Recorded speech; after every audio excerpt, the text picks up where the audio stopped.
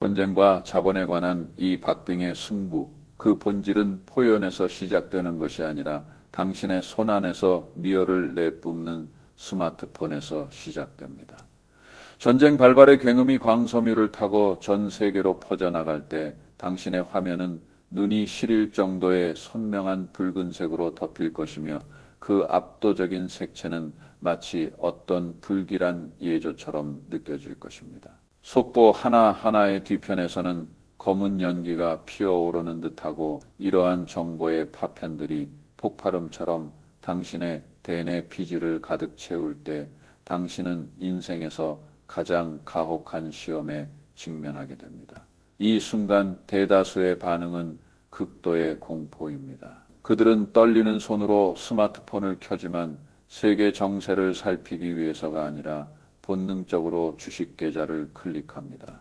손실을 상징하는 파란색 물결을 보며 파괴적인 착각에 빠지게 됩니다. 모든 부가 이 순간 증발해 버렸다고 믿게 되는 것입니다. 지금 당장 계좌를 비우지 않으면 피땀 흘려 쌓아온 자산이 순식간에 휴지 조각이 될 것만 같은 공포를 느낍니다.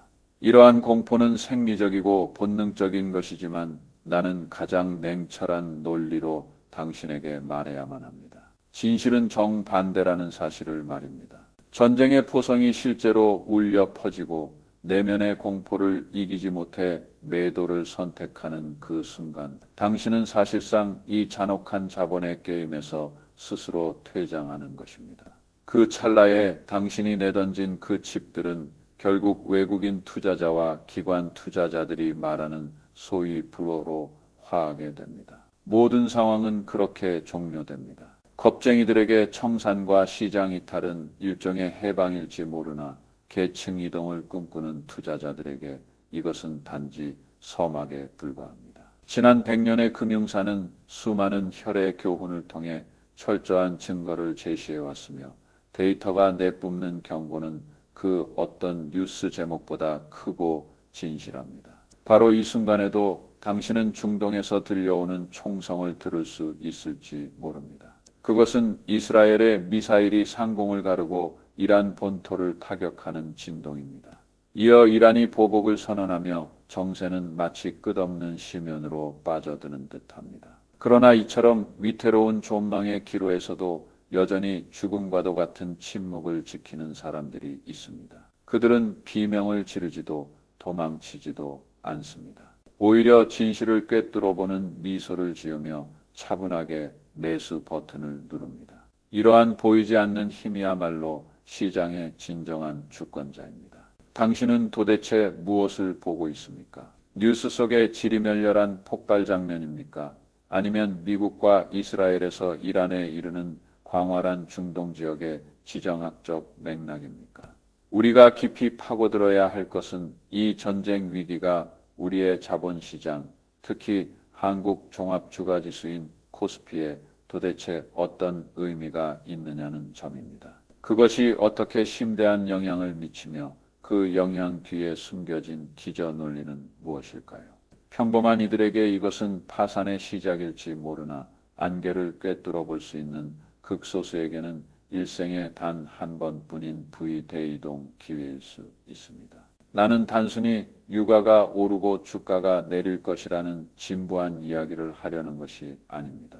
우리는 가장 깊은 곳의 지혜까지 파고들어야 합니다. 지난 한 세기 동안 가장 결정적이었던 7차례의 전쟁 데이터를 분석해보면 주식시장의 운행 법칙이 마치 정밀한 시계와 같다는 사실을 발견하게 될 것입니다. 그리고 나는 당신에게 이 정밀한 기계를 움직이는 진정한 핵심 엔진이 무엇인지 알려줄 것입니다. 전쟁 그 자체가 최종적인 결정력은 아닙니다. 당신의 계좌 수익을 좌우하는 진정한 실체는 거시 경제 데이터와 대출금리, 그리고 인간의 나약함이 결합하여 만들어낸 복잡한 기계 장치입니다. 소중한 자산을 보호하고 나아가 폐허 위에서 자신만의 제국을 건설하고 싶다면 이 복잡한 연쇄 반응을 이해해야만 합니다. 나는 항상 경제 운영의 어두운 이면에 대해 냉혹할 정도의 예리함을 유지해 왔습니다. 내가 전시 경제학이라 부르는 이 논리는 종종 가장 진실하고도 피비린내 나는 시장의 진실을 드러냅니다. 오늘 당신이 단 하나의 심도 있는 콘텐츠만을 보려 한다면 바로 이 대목이길 바랍니다. 중동의 최신 정세를 주시할 때 불안해할 필요는 전혀 없습니다. 오히려 역발상적 사고와 공포를 이용하여 돈을 버는 논리를 터득하고 나면 당신은 자동으로 상위 1%의 관찰대에 서게 될 것입니다. 본격적인 논의에 앞서 반드시 기억하십시오.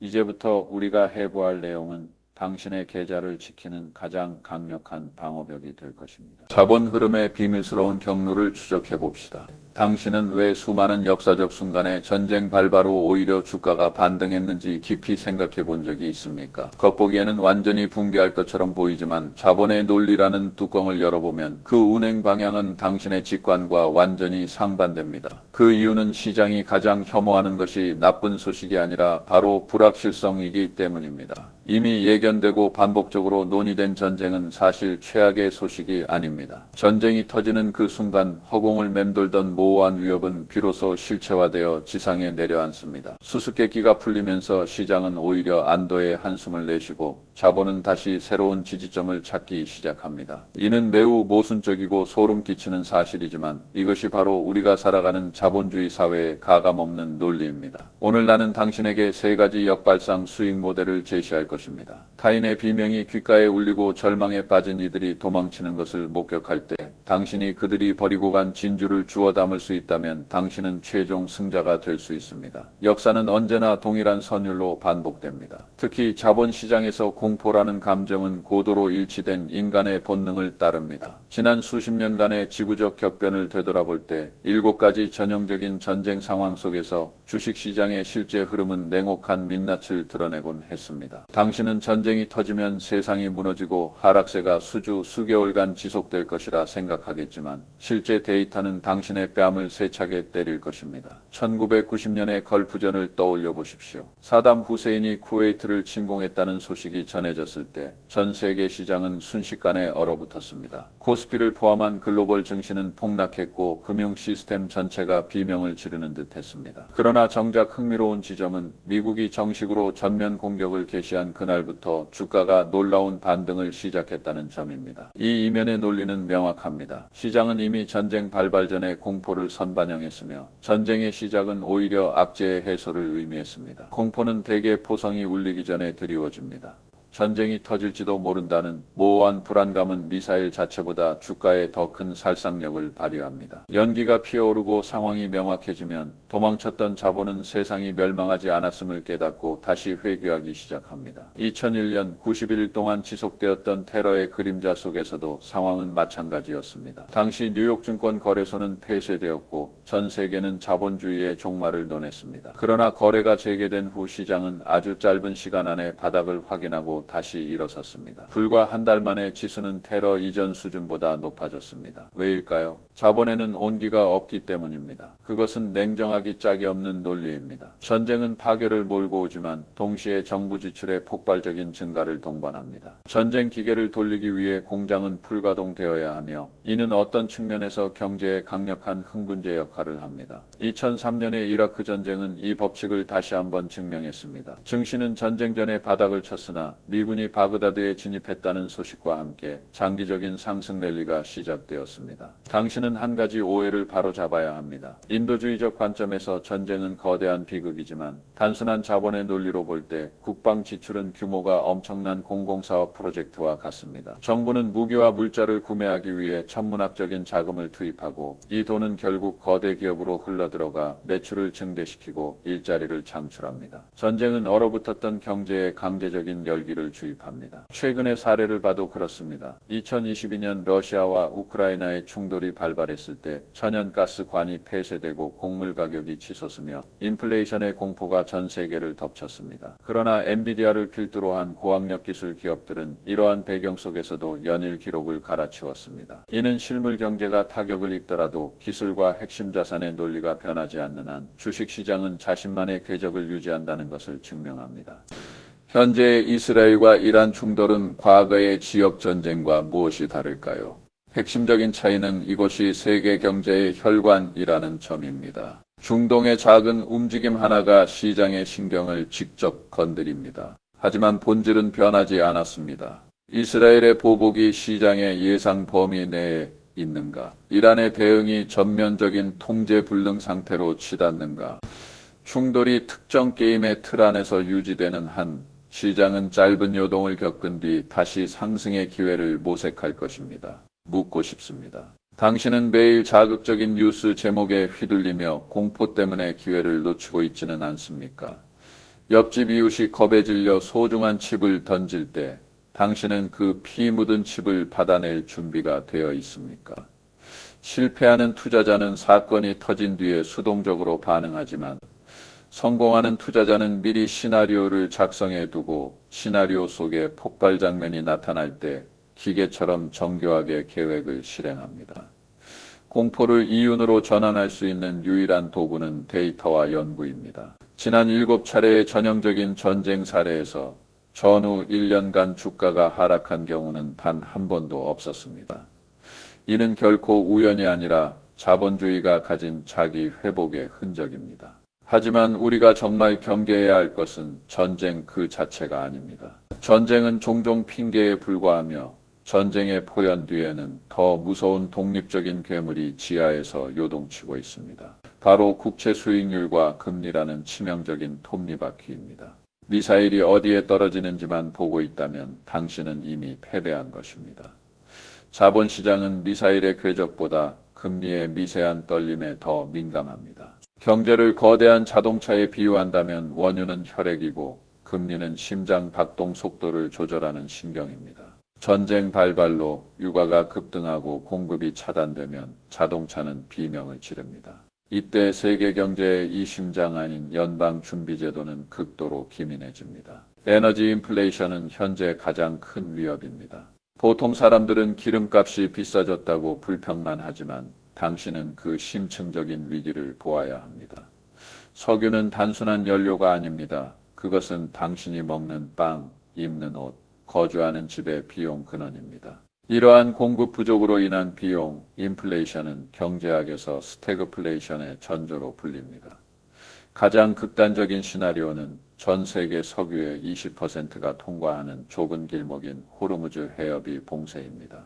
이곳이 차단되어 유가가 150달러나 200달러까지 치솟는다면 연방준비제도는 고금리 구간에 더 오래 머물거나 심지어 금리를 다시 인상해야만 할 것입니다. 주식시장에서 금리는 중력과 같습니다. 금리가 높을수록 밸류에이션의 중력은 무거워집니다. 특히 미래 현금 흐름에 의존하는 기술주들에게 고금리는 치명적인 독약입니다. 많은 이들이 전쟁 시기에 금이나 안전자산을 사면 만사형통이라 생각하지만 이는 절반만 맞는 말입니다. 역사는 유가 100달러가 심리적 한계점임을 증명해왔습니다. 유가가 이 수치 아래에서 안정되거나 잠시 돌파 후 회귀한다면 시장은 이를 통제 가능한 불확실성으로 간주합니다. 뉴스가 혼란스러울수록 유가가 완전히 통제력을 잃지 않는 한 당신은 그 뒤에 숨은 기회를 포착해야 합니다. 전문가들은 무엇을 보고 있을까요? 그들은 금리 선물 시장을 주시합니다. 만약 전쟁이 경제를 악화시켜 연방준비제도가 금리를 낮추도록 강제한다면 이는 오히려 주식시장에 거대한 유동성 파티를 제공할 것입니다. 이것이 자본주의의 가장 섬뜩한 지점입니다. 타인의 비극이 때로는 금리 인하라는 달콤한 유혹으로 변모하는 것입니다. 전후 주식시장이 역대 최고치를 경신할지 여부는 연방준비제도가 경제성장과 물가조절 사이에서 무엇을 선택하느냐에 달려 있습니다. 현재 연방준비제도는 금리 인하의 시급함을 드러냈지만 전쟁이 몰고 올 인플레이션 압박이 걸림돌이 될 수 있습니다. 당신은 제롬 파월의 입에서 그 인플레이션이라는 단어가 나오는 빈도를 면밀히 살펴야 합니다. 전쟁 뉴스를 접할 때 매도 버튼으로 향하는 손을 억제하십시오. 당신이 확인해야 할 것은 폭발 영상이 아니라 10년 만기 미국 국채의 실시간 차트입니다. 유가가 오르는데 금리도 함께 폭주한다면 그것은 진정한 긴급 대피 신호입니다.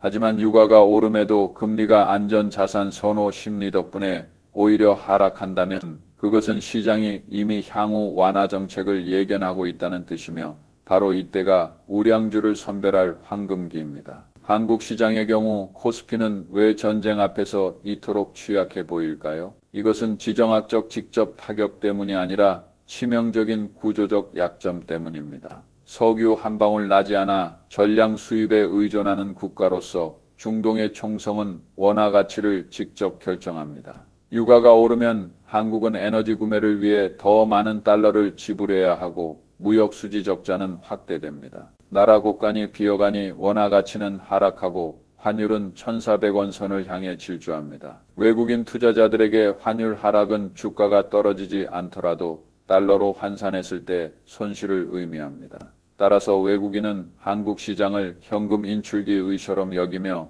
삼성전나 하이닉스 같은 유동성이 풍부한 기업을 우선적으로 매도합니다. 하지만 바로 이 지점이 당신의 기회입니다. 이러한 우량 자산들이 환율과 회피 심리 때문에 무차별적으로 투매될 때 그것들은 거대한 가치 저평가 구간을 형성하게 됩니다. 위기는 준비되지 않은 자만을 벌하고 논리를 꿰뚫어보는 용자에게는 보상을 선사합니다. 이제 시선을 구체적인 행동 지침으로 돌리십시오. 이 전쟁은 결국 끝날 것이고 불확실성은 사라질 것입니다. 모든 것이 진정되었을 때 부의 격차는 당신이 공포의 순간에 어떤 행동을 했느냐에 따라 결정될 것입니다. 첫째, 돌발 뉴스에 끌려다니지 마십시오.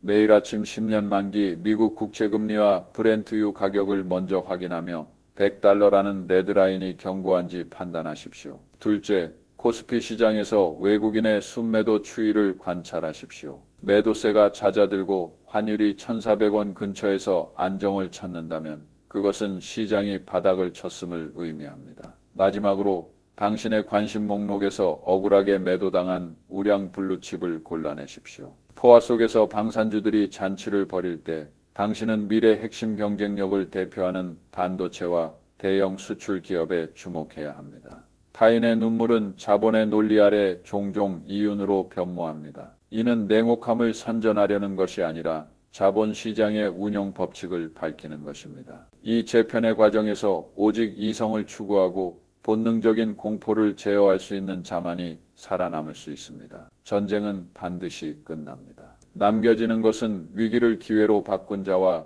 공포 때문에 파산한 자 사이의 거대한 부의 골짜기 뿐입니다. 당신은 어느 쪽에 서고 싶습니까? 대중과 함께 도망치겠습니까? 아니면 역사를 연구하고 데이터를 손에 쥔 채 이성적인 신념으로 한 걸음씩 나아가겠습니까? 이 분석이 당신의 불안을 잠재울 해독제가 되고 폐허 속에서 자산 제국을 건설하는 이정표가 되기를 바랍니다. 재테크의 진정한 묘미는 결국 통찰력이 더 깊고 인내심이 더 강한 자에게 부가 흘러 들어가는 데 있습니다. 계좌의 일시적인 파란 불빛에 한숨 짓지 마십시오.